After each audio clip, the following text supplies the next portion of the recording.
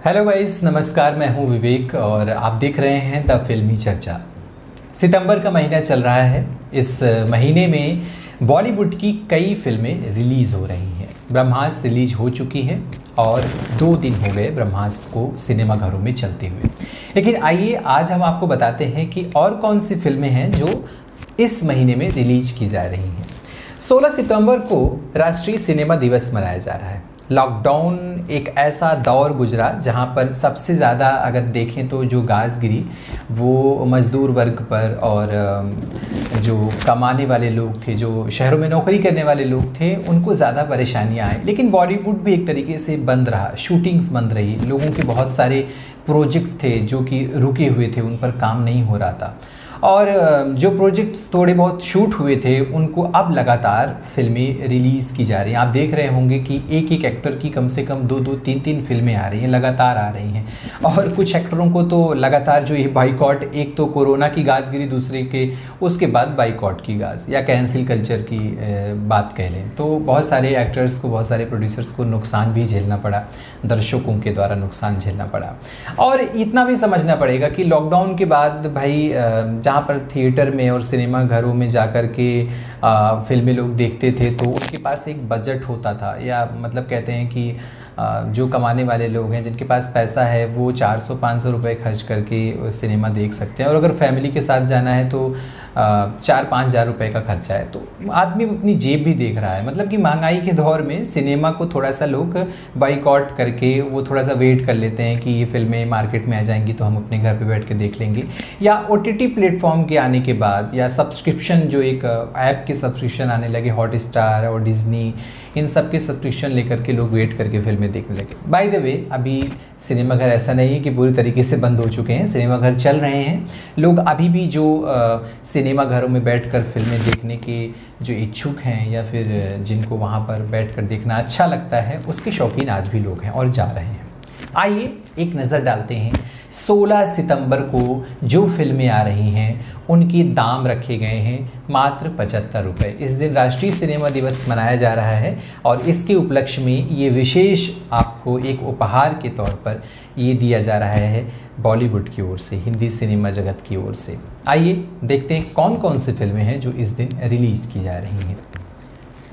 पहले नंबर पर फिल्म है मट्टू की साइकिल। प्रकाश झा प्रोडक्शन की ये फिल्म इसी दिन रिलीज हो रही, यानी कि 16 सितंबर को। और इस फिल्म में दिखाया गया है कि एक मज़दूर, एक वो तबका जिसको कहें कि गांव में रह कर के बहुत सारी परेशानियों को झेलना पड़ता है, बहुत सारे उसके अपने पारिवारिक उलझनें होती हैं, और फिर भी उसमें वो अपने परिवार को कैसे चलाता है, कैसे रोजी रोटी कमाने के लिए जद्दोजहद करता है, और समाज में रह करके किस तरह से वो अपने आप को फिट करने की कोशिश करता है, ये इस फिल्म में बखूबी दिखाया गया है।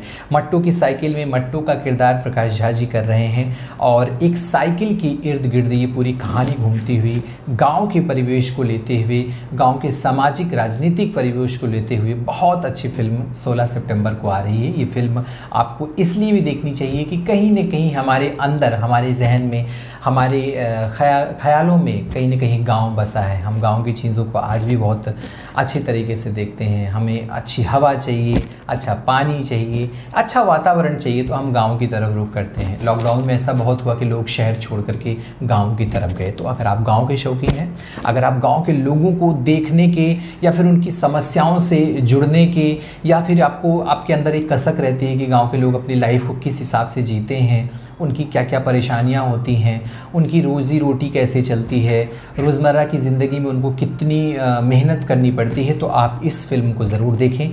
मट्टू की साइकिल 16 सितंबर, प्रकाश झा प्रोडक्शन की, और इसको निर्देशित किया है डायरेक्टर M गनी ने। दूसरी फिल्म इसी दिन रिलीज हो रही है, सरोज का रिश्ता। सरोज का रिश्ता एक ऐसे परिवार की कहानी है जहाँ पर सरोज नाम की एक लड़की, जो थोड़ी सी ओवरवेटेड है, मानी कि थोड़ी सी मोटी है, तो उसकी शादी को लेकर के उसके पिता से और उसके बीच में किस हिसाब से वार्तालाप है, और गांव में सभी लोग जो गाज़ियाबाद शहर की कहानी है तो वहाँ पर सभी लोग सरोज को बहुत पसंद करते हैं। ऐसा नहीं कि वो देखने में मोटी है तो लोग उसे प्रपोज़ नहीं करते या उसे पसंद नहीं करते हैं, फिर भी उसके अपने सपने होते हैं और उन सपनों को बुनने की जो उसके अंदर एक कह सकते हैं इच्छा होती है, या फिर उसके अंदर जो एक डेडिकेशन होता है कि अपने सपने को हम पूरा करेंगे। और परिवार का बार बार की शादी कैसे होगी, शादी कैसे होगी, तुम मोटी हो, तो इस उधेड़-बुन को बहुत अच्छे तरीके से इस फिल्म में दिखाया गया है। इसी दिन फिल्म आ रही है जहाँ चार यार।